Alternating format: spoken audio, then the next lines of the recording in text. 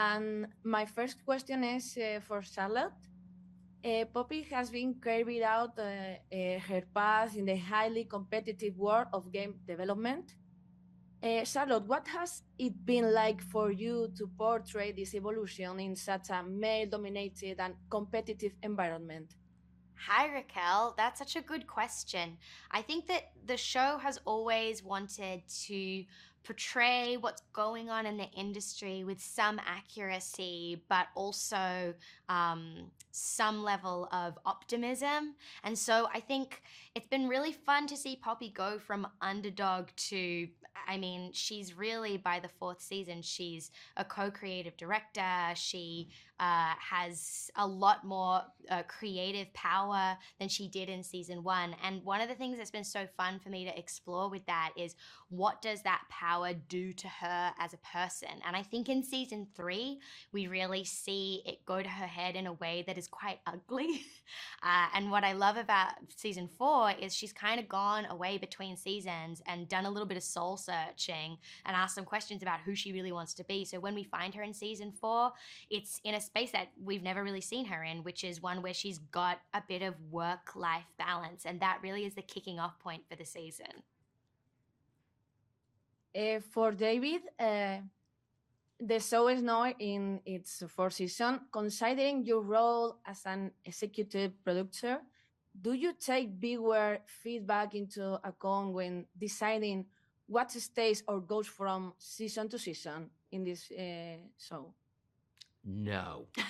Don't listen to you, viewers. No, we always we really just lead with what we think is best for the show and for the characters and what excites us, what scratches our itch of curiosities for each character and their storylines. We really don't go by the viewers. I mean, it's always fun to see how people react, and I'm really excited to see how people season four will react to season four.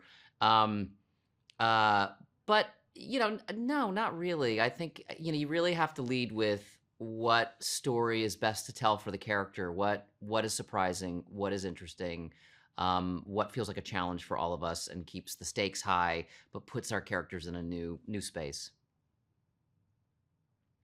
For Charlotte, the representation of women in technical roles is significant in Mythic Quest. What kind of feedback have you received from women in the tech industry about your character? I get quite a few messages from women in the tech industry, and it's honestly the messages that I love to receive, because I feel like people often really relate to Poppy. Sometimes people see Poppy as kind of the dark side of who they are and what their job is. And I think that sometimes when I get messages from people being like, oh my gosh, I love Poppy, my work is just like Mythic Quest, I'm like, oh no, I hope it's not just like Mythic Quest, because maybe you need to quit if that's the case. But I do love hearing that people relate to the character. For David, do you consider David, your character, the only adult in the office? I think that's accurate. David feeling like, but I imagine that most characters feel like they're the only adult in the office, if you ask them. But no, I think story-wise and function-wise, I am the only adult in the office in some respects, because I still feel I'm good at my job to a certain extent. We all have our stretches. But being able to manage all the egos, and I think sometimes the person who feels like they're the only adult in the room is the person that's pulling out their hair the most. So yes, agreed. The last question is for Charlotte. The relationship between Poppy and Ian is central, important in the show. How would you describe the dynamics between these two characters, considering the change in the company structure? And how does it feel to be back at the Mythic Quest studios? I've always seen Poppy and Ian as being creative soulmates. They can't live with each other. They can't live without each other.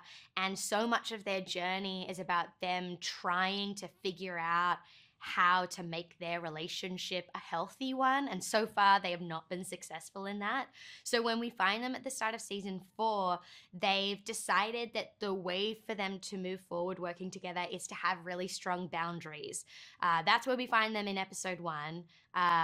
Poppy now has a boyfriend, which is a completely new thing for her. Ian is trying to figure out what that means for their relationship. And we slowly see those boundaries break down throughout the season, as they were always going to. And I think that this season, you really see Poppy and Ian at their most vulnerable with each other, which I think is saying a lot considering how vulnerable they've been before. This season is really the one where I think some of the as the boundaries begin to break down, you really get to the heart of their relationship.